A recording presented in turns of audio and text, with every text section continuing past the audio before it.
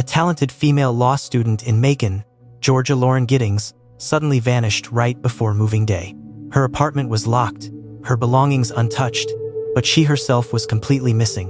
When police traced the smell of decomposition near the building, they found the upper half of Lauren's naked body in a black trash bag. And the person standing closest to the crime scene, the one most eager to talk to the press, turned out to be the killer. The shy, eccentric neighbor who quietly used a master key to enter Lauren's apartment, then killed and dismembered her. Lauren Giddings, 27 years old, was a bright, beautiful young woman. She was diligent, a high achiever, and loved by everyone around her. She had this laughter that just was amazing. She's indescribable, really, because she made you feel just so loved. She had a great personality. Very outgoing. She lived her life to the fullest every day. She was the eldest child in a family with parents, Karen and Bill, and two younger sisters, Caitlin and Sarah. The three sisters were very close and always took care of one another. Lauren was always highly motivated, and her dream was to become a public defender. In 2008, she moved from Maryland to Macon, Georgia, to pursue that dream. Lauren quickly fit in and grew to love her new home. She was in a long-distance relationship with David Van Diver, a corporate attorney. They clicked from the very beginning, sharing the struggles of their careers and helping each other through difficult times, both at work and in their personal lives. David said, "Lauren was straightforward, intelligent, and always thinking about the future. He had already planned to propose to her, though she had no idea."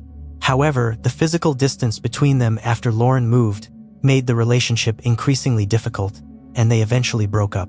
Lauren then started seeing a man named Joe, but she quickly realized she was still very much in love with David, so she broke up with Joe. In June 2011, Lauren graduated from one of the oldest law schools in the United States, the Mercer University School of Law. She attended the graduation ceremony with David and her entire family.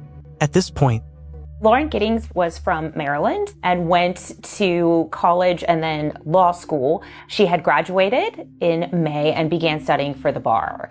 She was a person who had lots of friends. She was very much well-liked. She was a runner. She was an excellent student. Lauren was stepping into the next crucial phase, passing the Georgia bar exam, and she poured all her energy into studying for it. After graduation, Lauren returned to Maryland to attend her sister Caitlin's wedding. She told everyone that once the wedding was over, she really needed time to focus seriously on her studies. Like many students after finishing school, Lauren decided to stay in Macon instead of returning to Baltimore. She lived on the second floor, in apartment number 2 of the Barristers Hall complex. Barristers Hall was a building reserved specifically for law students, located directly across from the law school campus. But when she returned to her apartment, a place that had once felt safe and peaceful, Lauren began to feel that something was changing. She confided in her sister about something she couldn't prove and knew would sound strange, but she truly believed it was happening. She felt like her belongings were being moved around, as if someone had been sneaking into her apartment. Every time she left and came back, she sensed an odd atmosphere she couldn't explain. She had the feeling that someone was watching her, yet there were no signs of forced entry or break-ins, so she had no idea how it could be happening. This sense of unease never went away. On the night of June 25, 2011, Lauren sent an email to David, telling him about her fears. David tried to reassure her, telling her not to worry too much and suggesting it might just be some pranksters messing around without any serious intentions. And because Lauren was studying intensely and hardly ever left the apartment, he thought it was also possible that she was just under a lot of stress without realizing it. Lauren also sent a group message to her friends that included the following: "Hey everyone, I'm buried in studying for the bar exam. If I don't respond to your texts or emails, please don't be offended." In the days that followed, aside from going to church and occasionally exercising, she did almost nothing but sit in her room and study. So at first, a few missed calls or unanswered messages didn't seem that unusual. But Katie, Lauren's best friend, and her sister Caitlin had tried to reach her many times and couldn't get through. Caitlin was on her honeymoon and was sending photos to everyone, and the fact that Lauren never replied to any of the messages or photos felt very strange. It no longer seemed like she's just focusing on something else. It gradually made everyone feel that something was wrong. Another law student named Ashley received a call from Caitlin, asking her to go to Lauren's apartment and check on her. Before going over, Ashley also tried calling Lauren, but Lauren did not answer. Ashley and her boyfriend went to the apartment and saw that Lauren's car was still parked outside. Using a spare key, they unlocked the door and went in. Lauren's things were a bit messy, but that wasn't too unusual since she was about to move out to go live with David. But when they looked at the calendar on the wall and checked the dates, they realized that the next day, June 30th, Lauren was supposed to move out of the apartment. Then they found her phone, laptop, wallet, and bar review books still in the apartment, but Lauren herself was gone. The question now was, where was Lauren? Ashley called Lauren's ex-boyfriend Joe and asked other people who knew her, including some who lived in the same building. People began splitting up to search for Lauren. One friend said she had seen Lauren at a party about 4 days earlier. After the party, Lauren had gone home and sent an email to David, saying she felt worried and unsafe in her apartment. After more than 1 day of searching with no results, it was time to call the police. Lauren's parents drove more than 10 hours to Georgia to look for their daughter, terrified, with a growing sense of dread about what might have happened to her. Police quickly arrived at apartment number 2 in Barrister's Hall. At the scene, they saw no signs of a struggle, no forced entry, and no evidence of theft. All of Lauren's belongings were still there. Investigators knew this situation was not good. They began checking every unit in the complex.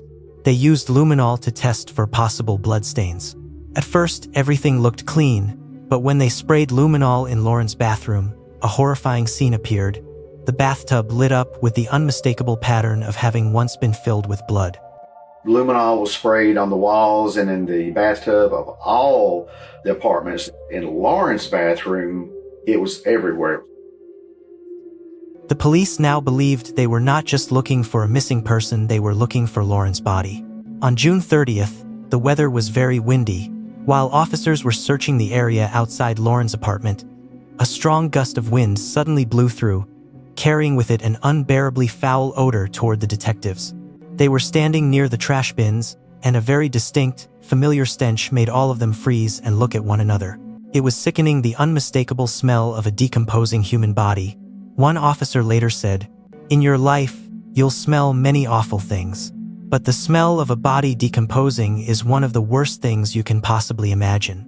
The police cordoned off the area and opened one of the trash cans, making a discovery that would haunt them for the rest of their lives.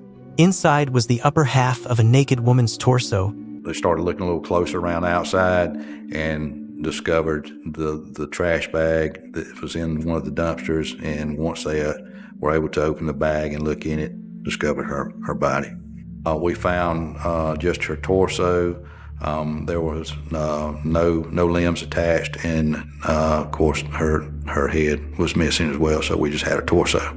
Wrapped in a black garbage bag, the medical examiner immediately began tests to determine the identity of the victim, but with Lauren missing and the luminol results in her bathroom, they were almost certain this was part of Lauren's body.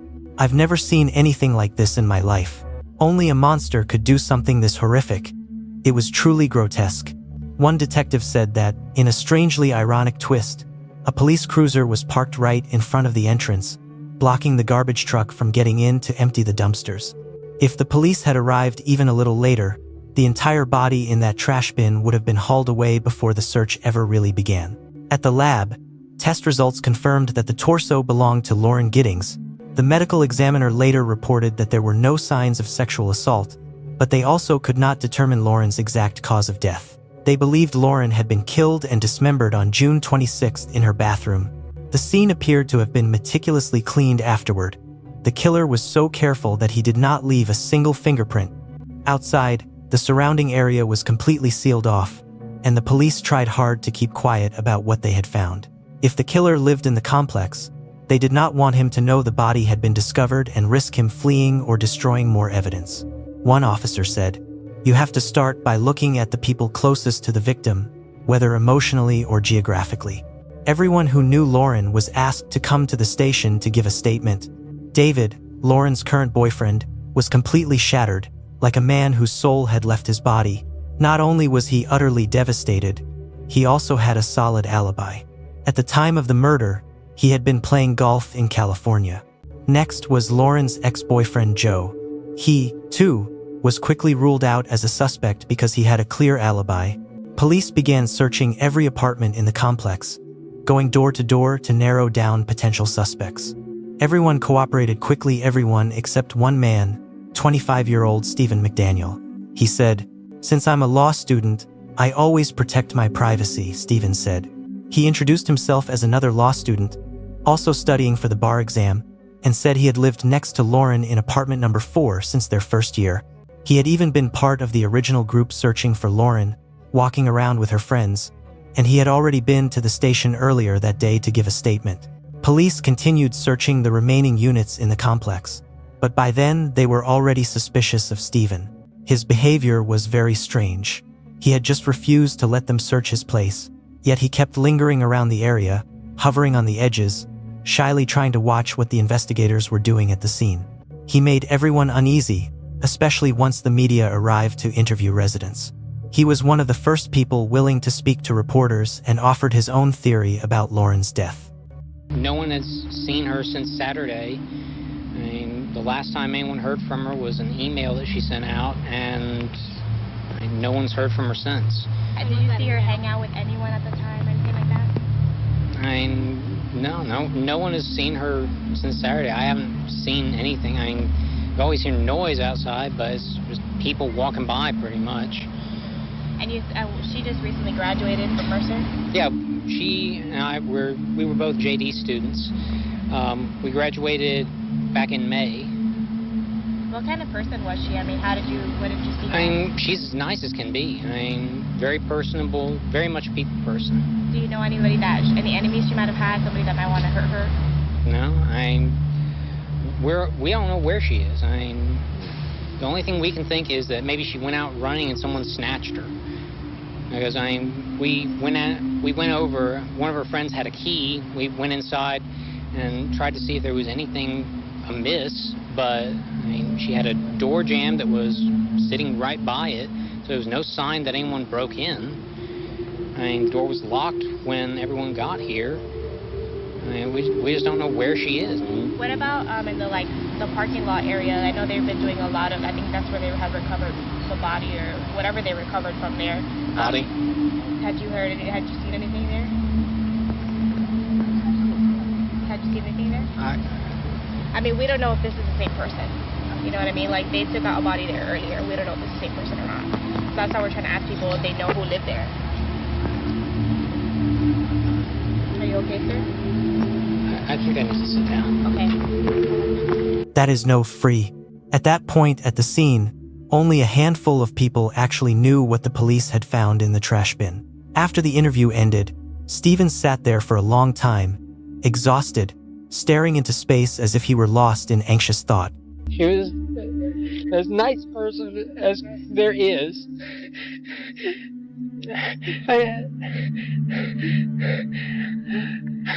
What's going on in your mind right now? Like, what are you thinking? Why would anyone do this? She didn't hear anything. No. Didn't see anybody. I just heard something. Maybe I could have helped. It's okay, don't worry. Do you want to sit down for a second? A few hours later, Steven finally allowed the police to search his apartment. Police were stunned to discover that he had stockpiled a huge amount of energy drinks, food, and all kinds of different weapons. Searching through the drawers, they found various random items, including condoms. When officers picked them up, Steven muttered that he was still a virgin and was saving himself for marriage. His behavior was extremely bizarre, and when police asked why he had condoms, he mumbled that he had snuck into 2 neighboring apartments and casually stolen them. With his own admission that he had broken into other people's homes just a few steps from where Lauren lived, officers immediately arrested Steven for theft and brought him to the station for further questioning. Officer Min stated that a team of cadaver dogs had volunteered to help search for the remaining parts of Lauren Giddings' body. Her neighbor, 25-year-old Steven McDaniel, was still being held on theft charges that were technically unrelated to the murder case. Police continued gathering statements from students and neighbors in what they described as a meticulous, slow, and highly detailed process. In the interrogation room, Steven did not provide any new information. He was completely silent. All right. I just got to ask you a few more questions. Okay. You came down earlier tonight, me and you talked, all right? You don't have any weapons on you, do you? No. That's just you are. What's wrong? You know I'm Detective Patterson, right? Yes. Do you remember? Put your hand up here. You remember us talking? I need you to know about this girl right here. You know her? Yes. Who is that? Lauren Giddings. Does she live next door to you? Yes. Okay. Look at me when you talk to me, son. Okay? Was you friends with her? Yes. I'm asking you for help. I need your help. Can you help me? I don't know. You don't know if you can help me? Yes. I need your help. Help me out. Tell me what to do. What do you think happened to her? I don't know. Do you even care that no one can find her? I mean, I don't know, do you? Yes. Well, you know there was a body found in the trash can next to the apartments. Yes. And it's a female, white female's body, right next to y'all's apartment. We don't know 100% sure it's Lauren, but we're pretty confident it is. I mean, who would do something to somebody and throw them in a trash can? I don't know. And you know why we've been working all day trying to find Lauren, right? Yes. Because her family wants to know where she's at. Yes. And I don't know what to tell her family. So I'm asking you, what do I need to tell her family? I don't know. It's all on you, brother. What do you want me to tell her family? Huh? I don't know. Well, I need to know.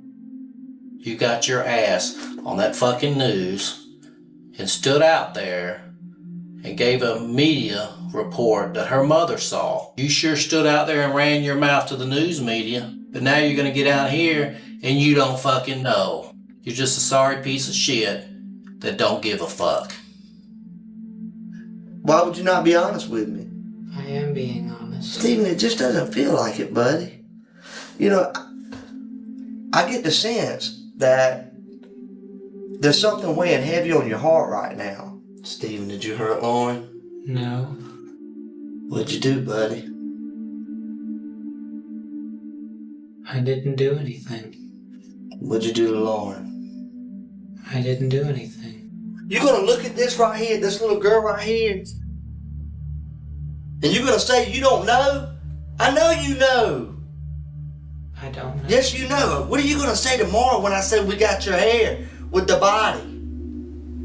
I believe that you're a good guy. You've been picked on. Girls didn't show you the respect that you deserved. You did something stupid, and I believe you feel bad about it. And that's why you're all freaked out right now. We want you to tell it so that way people understand you're not a monster. Things just, you got out of control.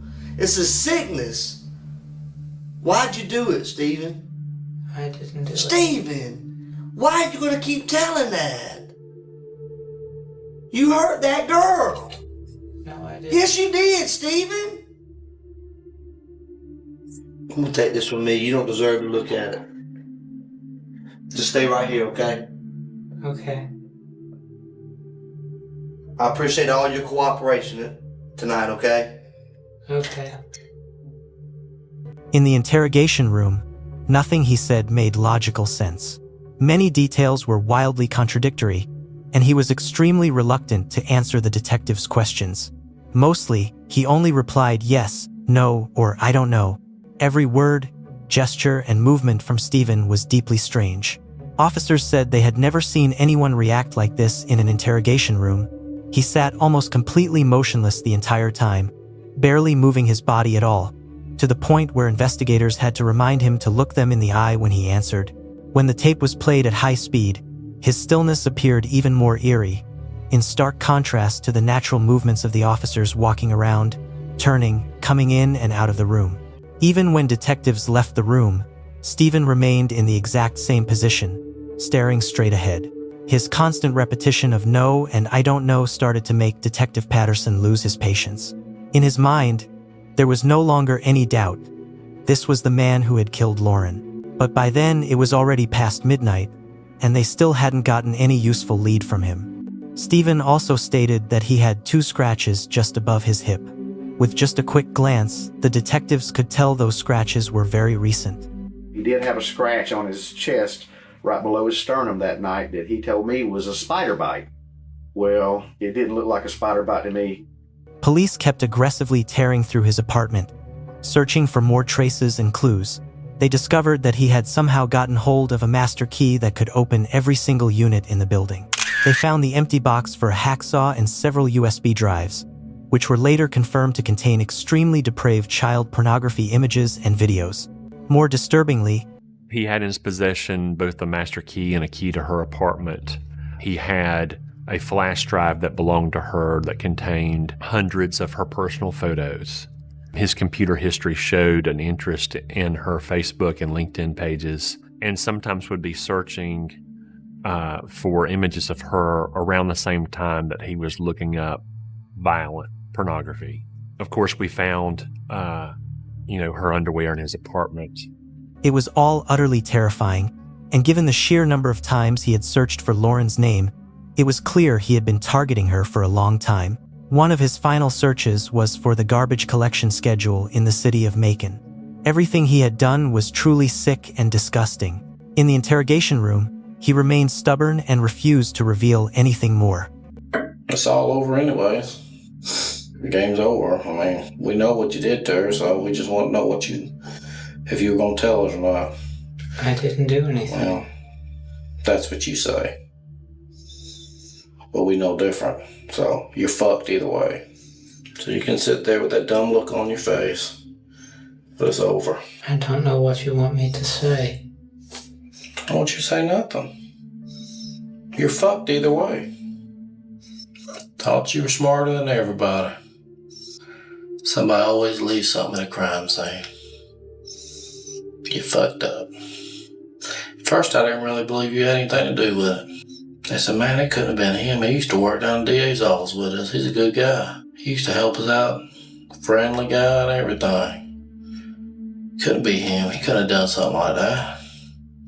The sad thing about it is you probably could have made something with your life. But you chose a different route because, 1, you don't have a girlfriend, and 2, you're never going to get a girlfriend.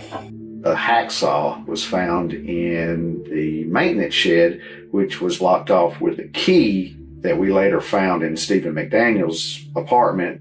That hacksaw that we found did have Lauren's DNA, blood, and tissue on that. We also found packaging where it was bought, and we found receipts where it was bought from Walmart. It was the same package in Steven McDaniel's apartment. He was the one who had brutally murdered Lauren. But why did he kill her? Let's find out the answer together in the next part.